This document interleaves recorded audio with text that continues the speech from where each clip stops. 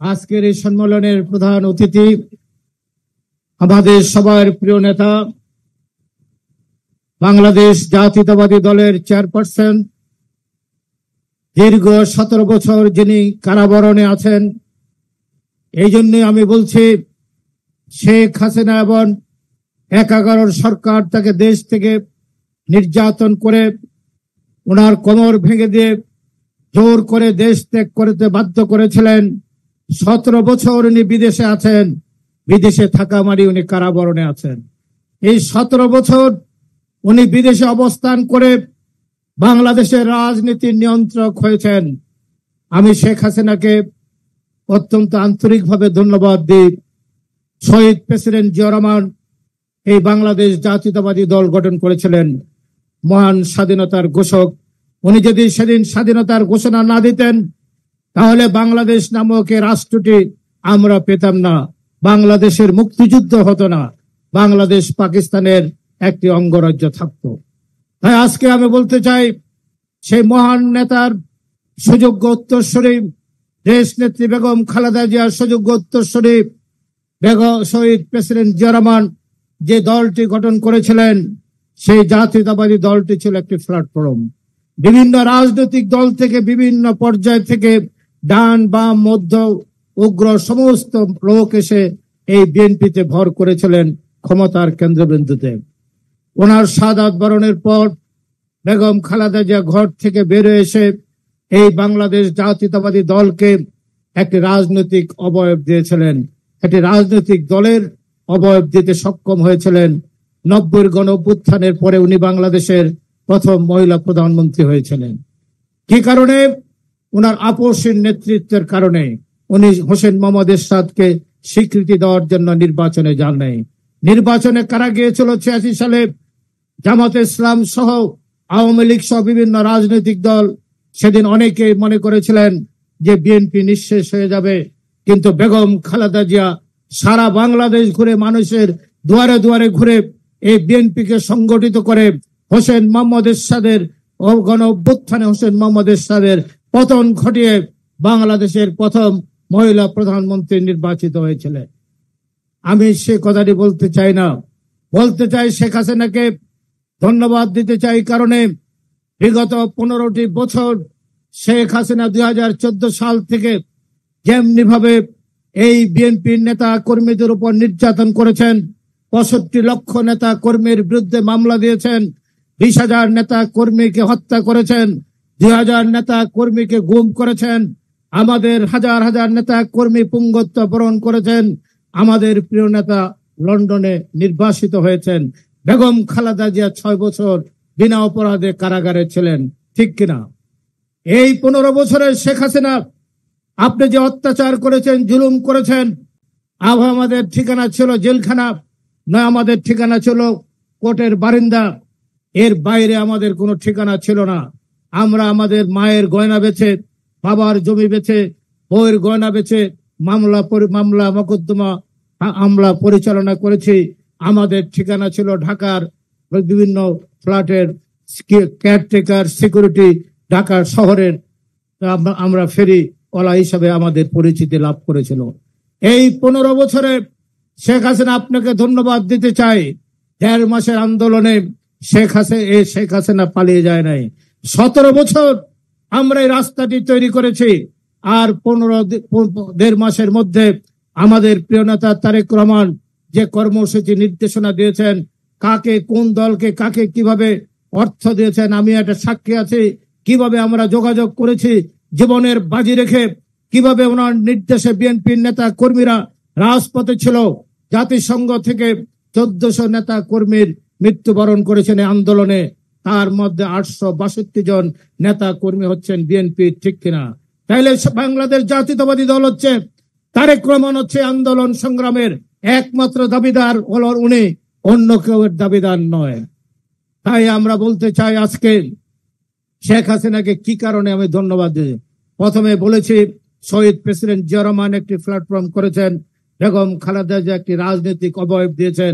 এই 15 বছরে তারেক রহমান বাংলাদেশের প্রতিটি ইউনিয়ন থেকে শুরু করে উচ্চ পর্যায়ে নেতা কর্মীদের সাথে যোগাযোগ করে আন্দোলন সংগ্রামের যে রূপরেখা তৈরি করে বিএনপিকে একটি খাঁটি সোনায় পরিণত করেছেন।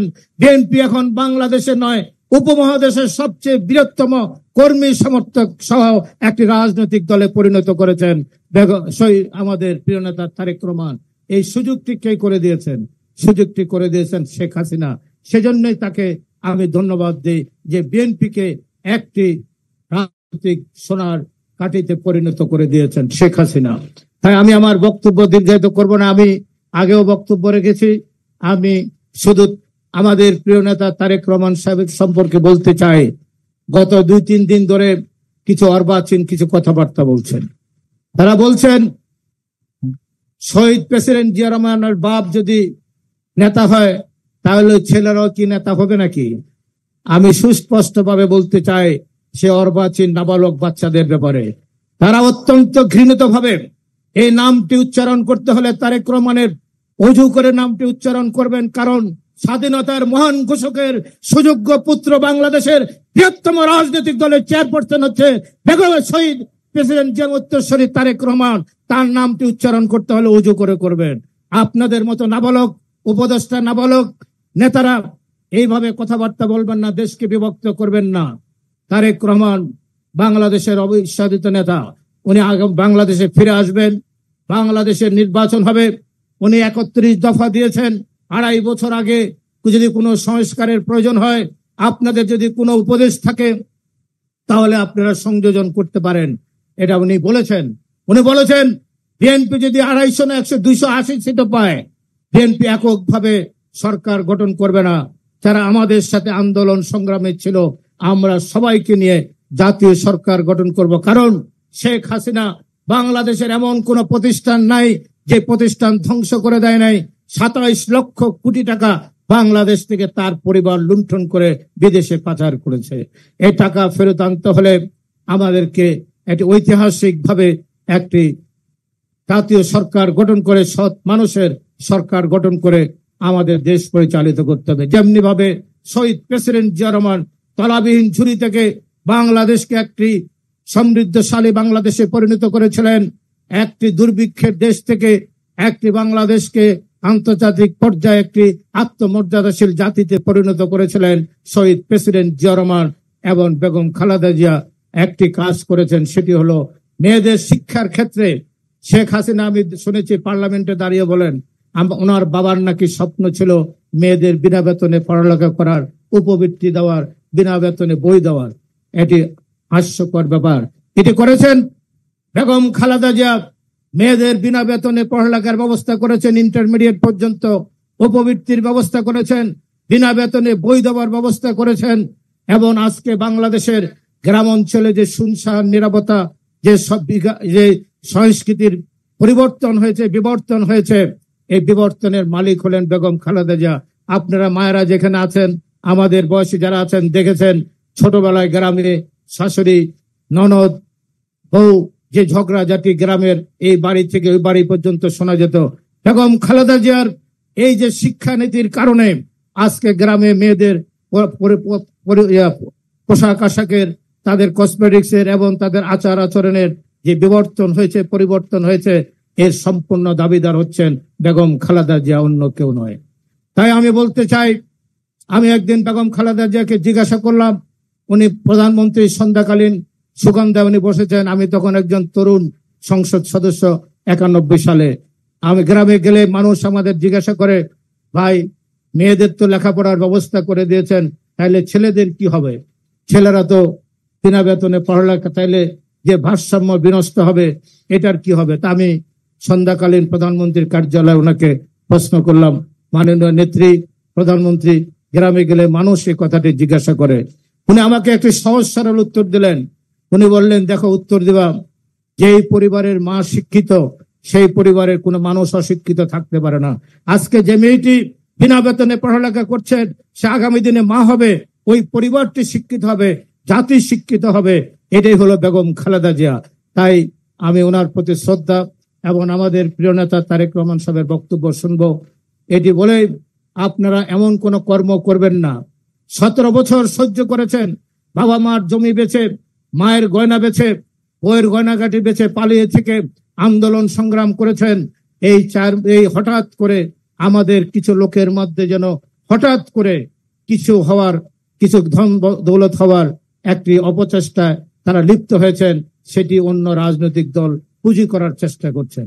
আমি এই জন্য বিনয়ের সাথে আপনাদের বলতে চাই, এমন কোন কর্ম করবেন না যে কর্মের কারণে শহীদ প্রেসিডেন্ট জিয়া রহমান যে দল গঠন করেছেন, বেগম খালেদা যে দলের নেত্রী ছিলেন, আজকে আমাদের নেতা তারেক রহমান, ওনার গায়ে যেন কোনো কাদা না লাগে, এমন কোন কর্ম করবেন না। আর আমি নেতার সামনে সুস্পষ্টভাবে বলতে চাই, যারাই কাজটি করবেন, আপনি তাদেরকে দলের কোনো প্রাথমিক সদস্য পদ পর্যন্ত তাদের থাকার কোনো অধিকার নেই। এবং যারা আমরা শুনতে পাচ্ছি বিভিন্ন জায়গায়, আমি বাগেরহাট আমি অনেক জেলায় আমাকে নেতা পাঠিয়েছেন, আমি গিয়েছি, পরশুদিন আমি বাগেরহাটে গিয়েছি। সেখানে একটি কথা, আমাদের কিছু নেতা হঠাৎ করে আওয়ামী প্রীতিতে খুব মুগ্ধ হয়ে যাচ্ছেন, আওয়ামী লীগের নেতাদের টাকা আছে, তাদেরকে দলে নিয়ে আসার অপচেষ্টায় লিপ্ত। কেউ যদি দলে আসতে চায় আসুক, 5 বছর 6 বছর পিছনের কাতারে বসে থাকুক, শুদ্ধ হোক, তারপরে। আর যারা আন্দোলন সংগ্রাম করে আমাদের দলের গত 17 বছর ছিল, তারাই নেতা হবে। সে শিক্ষিত হোক আর অশিক্ষিত হোক, অর্ধ শিক্ষিত হোক, সেই নেতা হবে, অন্য কেউ নেতা হবে না। এটা আপনি নির্দেশ দেবেন। এই বলে আমি আমার বক্তব্য এখানে শেষ করছি। খোদা হাফেজ। বাংলাদেশ জিন্দাবাদ। শহীদ জিয়া অমর হোক। দেশ নেত্রী বেগম খালেদা জিয়া জিন্দাবাদ। আমাদের প্রিয় নেতা তারেক রহমান জিন্দাবাদ।